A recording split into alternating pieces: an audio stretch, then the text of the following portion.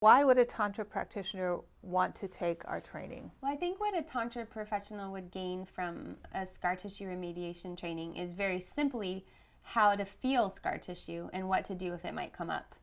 So, for instance, let's say someone is specializing in G-spot massage or yoni work. How would they know that they'd encountered scar tissue in the G-spot? It simply could be that they're not really getting much of a response that they're anticipating. And the tissue there might feel more slick, more dense. But that's something that we would teach, is how to feel. There can sometimes even feel like there's an energetic plaque, but it's actually a scar tissue plaque together there. And so we would teach them how to feel that, which could just really make the work more efficient and more direct rather than abstracting it.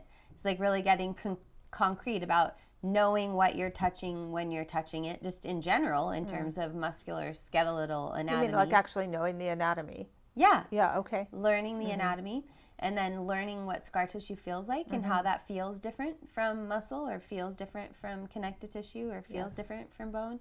And just so having that kind of finesse in layering. And I think that would also provide a lot more options, because what I've heard about a lot of Tantra sessions is they sort of follow a map, like a Thai massage does. There's a trajectory, the way that it goes. Or it's almost a ritual. That's you know, right. in shiatsu, when I was teaching at a shiatsu school, the students learned a kata. A kata was a sequence of strokes or a sequence of points that you would work to release the gallbladder, or to work with the small intestine, or to work with head and neck tension, or to do something on the feet. You know, you'd have these little forms that you would do. And what I've, not little forms, but they were short sequences, that's what I mean there, that these sequences can become encoded so that the practitioner can learn a lot by just repeating the sequence.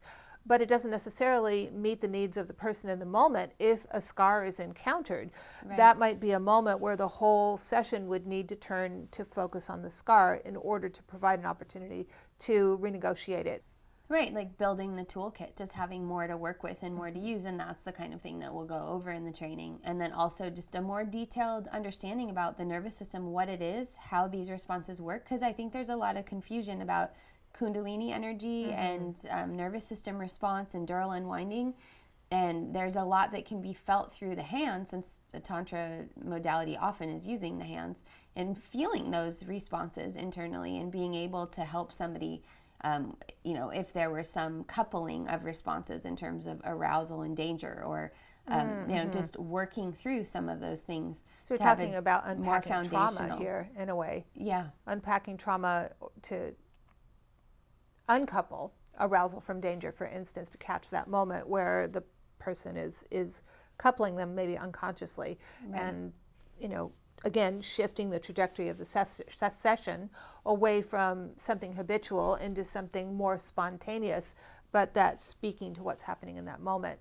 And a lot of times people could misconstrue the movement of energy, thinking, oh, well, this is good, it's beneficial, this is a kriya, and when in fact somebody is doing is re-traumatizing themselves through their experience. And being able to know the difference between what one of my teachers describes as counterpulse versus the free movement of to know the difference between a counterpulse re-traumatization or just a reenactment of a traumatic pattern in the body versus actually the genuine liberation of energy. That there is a way to know by reading somatic signs and signals in the body what's actually happening.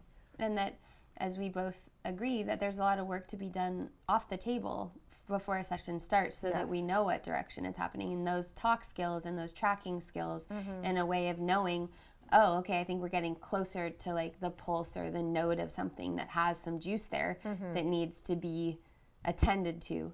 That, you know, I think a lot of practitioners have those instincts and have those intuitions, but they just don't know what to do with them, because they don't, that form might not address it. And so that's something that we're really going to talk about in the training. Great.